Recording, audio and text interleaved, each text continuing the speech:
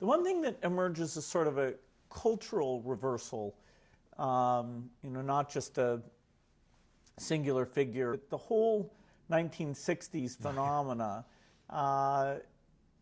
it's incredible because it was a very positive decade economically, and at least the discussion of helping poor people and LBJ's various activities, and yet in terms of inner city riots, political figures murdered, Vietnam War, and then you showed just in terms of broad, particularly inner city, but broad violence in general. It was a terrible decade, almost a surprising reversal of the trend line. Yeah, it is, and this is another fact that few people are aware of, that rates of violence did a U-turn in the wrong direction in the 1960s, that after centuries of violence going down, in the 1960s it went back up. Now, not to medieval levels, I mean, it went up just a bit, but it stayed high in the 60s, 70s, and 80s before coming back down to earth in the 90s. And the honest answer is no one really knows for sure why it went up in the 60s or why it went down in the 90s. All kinds of people will take credit for it.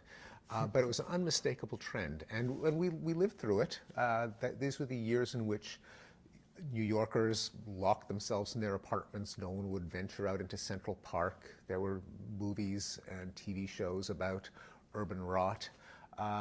It affected our politics, decades of conservative politicians vowing to get tough on crime.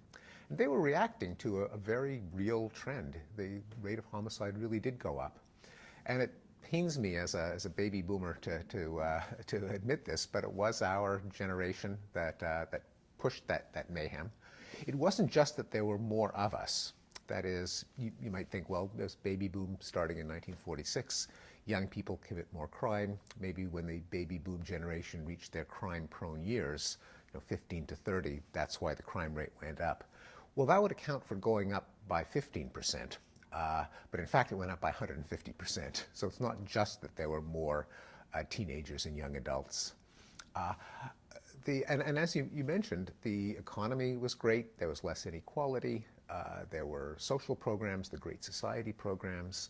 So it is a puzzle, and I think that there's an element of truth to the cultural explanation that this was a time in which people defied authority, where the old virtues of self-restraint, of fitting into a community, of getting married and supporting a family, gave way to self-expression, to defying authority, to being loose from ties of work, community, and family, which resulted in groups of young men hanging out in packs, which leads to trouble.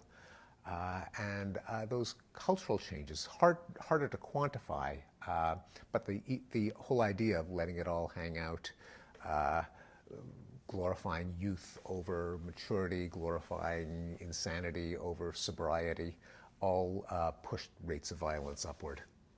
Yeah, I remember I was late born like you, and I was born in 55, so I kind of missed being all the fun. Teenager. But in high school, we went down and we shut down the highway, and people they were having these communes, and I thought, wow, this is going to be very exciting. But by the time I got to college, people weren't shutting down the administration building. All this interesting stuff had sort of gone away, and I never really understood, was it the Vietnam Wars, this unique thing? But you paint a broad picture that some of these values that had been forced on the younger generation, they saw as not really having utility, and they almost bonded with each other, in a generational way, because of TV, because of the draft.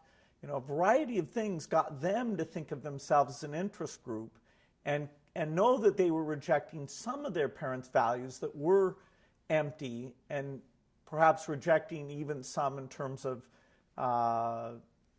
behavior, and things that went too far, but then eventually deciding, okay, maybe dressing up and certain manners aren't as important as our parents thought, but these things about rights and how we treat each other, so those things fortunately did eventually come back into the long-term trend. Yes, it is part of exactly part of the paradox of the 60s and the baby boomer generation, that on the one hand there were these progressive measures that reduced certain categories of violence, anti-war sentiments as a mainstream political movement, as opposed to something that only kooks and vegetarians and nudists and sandal wearers, that they became mainstream.